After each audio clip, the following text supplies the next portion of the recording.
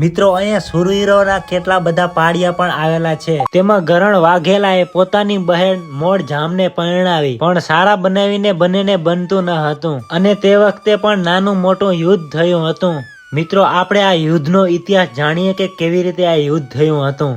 આ ઘટનાની શરૂઆત થાય છે 8મી સદીથી. કચ્છના જામસાંઢે 843માં કંથકોટનો કિલ્લો બંધાવ્યો. તેની વધતી જતી સત્તા અને જાહો જલાલીથી ગરણ વાઘેલાની ઈર્ષા થવા લાગી. વાઘેલા જામસાંઢનો બનેવી થયો હતો. એક દિવસ ગરણ વાઘેલાએ જામસાંઢને મિજબાનીમાં બોલાયો. ત્યાં વાઘેલાએ દગાથી તેનો ઘાત કરી નાખ્યો. જામસાંઢને ગરણ વાઘેલાની બહેનથી એક કુંવરની પ્રાપ્તિ થઈ હતી. તેનું નામ હતું ફૂલકુમાર અને હજી એ સાવ નાનો હતો, પણ પોતાના ભાણેજનું પણ કાટલું કાઢી નાખવાનું વિચાર્યું, જેથી સમગ્ર રાજ્ય પણ હાથ થામ અને ભવિષ્યના કોઈ દાવેદાર પણ ના રહ્યું. જામસાંઢની હત્યાની વાત સમગ્ર મહેલમાં ફેલાઈ ગઈ. રાણીવાસમાં ભય બેસી ગયો. રાણીવાસમાં ફારક નામની એક દાસી હતી. તેણે જીવ બચાવવા બિંદુ ઝડપ્યું. તે પોતાના ખોળાનો પુત્ર તથા કુમારને લઈને મહેલમાંથી ભાગી નીકળી અને સિંધ તરફ જવા નીકળી. મહેલમાં કુમારનો પતો ન લાગતા વાઘેલાએ ઘોડે અસવાર થઈને શોધ શરૂ કરી અને તે દાસીનો પીછો કરવા લાગ્યા. કચ્છના રણમાં દાસીને દૂરથી તે ઘોડે સવારો ધૂળ ઉડાડતા આવતા દેખાણા. તેણે ઝડપથી યુક્તિપૂર્વક નિર્ણય લીધો.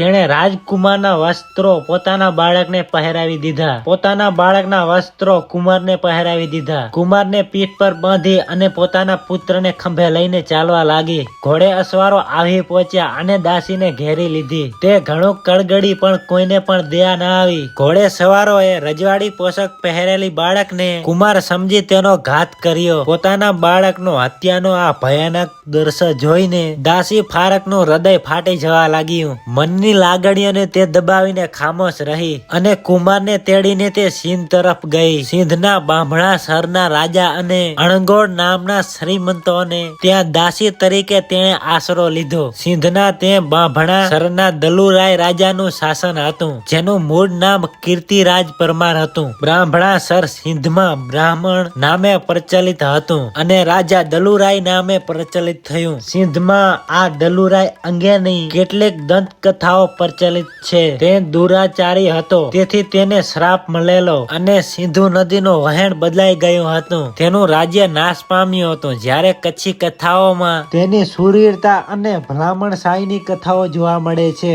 સિંધમાં સખત મુસ્લિમ શાસનના કારણે દલુરાયને હિન્દ રાજવી દર્શાવવા તેવી પ્રચારક કથાઓ ઘડી કાઢવામાં આવી. બ્રાહ્મણા રાજમાં ફૂલકુમાર 10 વર્ષનો થયો ત્યારે તે સાવકારના વાછરડા ચરાવવા લાગ્યો. તે એક દાસી પુત્રના ઓળખે ઉછેરી રહ્યો હતો. જંગલમાં વાછરડા ચરાવતા ચરાવતા તે પોતાના શોખથી જ નિશાની બાજી શીખવા લાગ્યો તથા તલવારો વગેરેનો પણ અભ્યાસ કરવા લાગ્યો. દાસી પુત્ર દેખાવ છતાં તેના મૂળ ક્ષત્રિય સંસ્કારો આપમેળે જાગૃત થતા હતા. શાસ્ત્ર વિદ્યામાં પાવરગો બની ગયો. હવે બન્યું એવું કે બ્રાહ્મણા વિસ્તારમાં એક સિંહનો ત્રાસ વધવા લાગ્યો. લોકો બીવા લાગ્યા અને રાજાને ફરિયાદ કરી. દલુરાય પોતે એ સિંહનો શિકાર કરીને લોકોને ભયમુક્ત કરવા તે જંગલમાં નીકળી પડ્યો.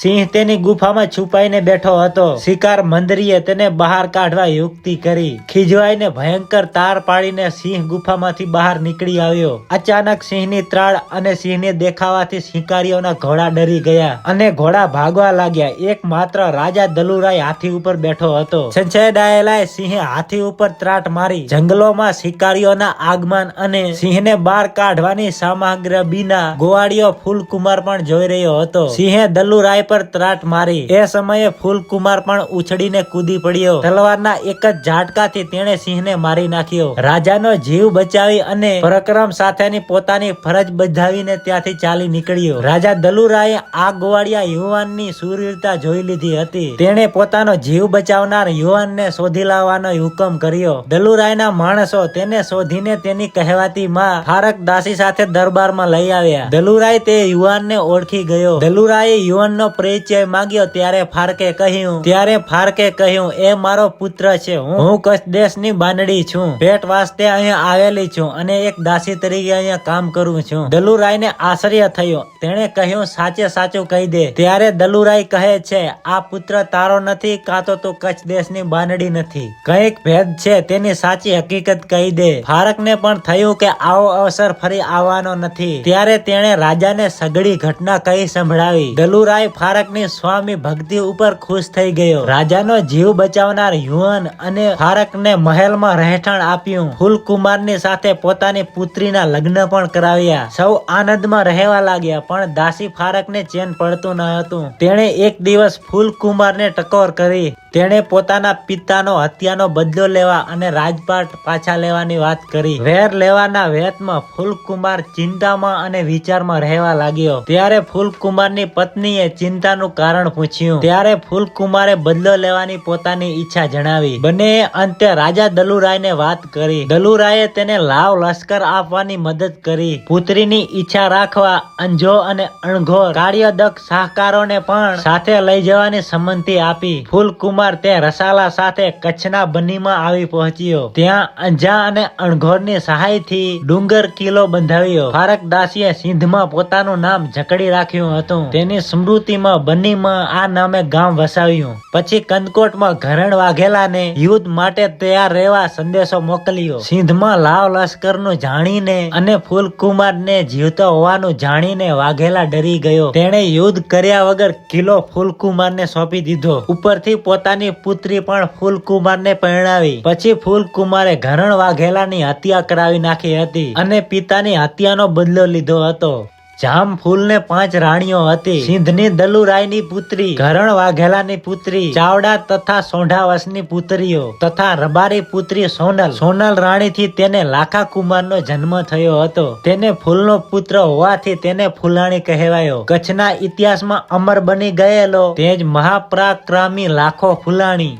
એવું માનવામાં આવે છે કે જામ સાંઢ અને ઘરણ વાઘેલાએ આ દુશ્મનીનો સમાધાન કરવા માટે ઘરણ વાઘેલાએ ફરીથી પોતાની દીકરી ફૂલકુમારને પરણાવી હતી. તો પણ પોતાની દુશ્મની હતી તેનું અંત ન થયું અને એના પછી બીજું યુદ્ધ થયું હતું. સંડ કંદકોટમાં રહેતા હતા અને પોતે તેની રાજધાની બનાવી હતી. તદના પુત્રે ફૂલે આ કિલ્લાનું નામ કચ્છ દુર્ગા રાખ્યું. એટલે જ આ પાળિયાઓ તેમની હારમાળા હોવી જોઈએ, કેમ કે 17મી સદીમાં મંદિરો ધ્વસ્ત થઈ ગયા હતા. 2 મંદિરો અને પાળિયાઓ જમીન પર પડેલા હતા. જેમ જેમ સમય વીતવા લાગ્યો અને ત્યાંથી લોકોએ શિલા ઉપાડીને પાળિયાનું રૂપ આપવાનું શરૂ કર્યું. એવું આપના શાસ્ત્ર મુજબ અનુમાન છે. આ પાળિયાઓ છે એ આ મંદિરના છે. આ મંદિર બનાવનારા હિન્દુ હતા.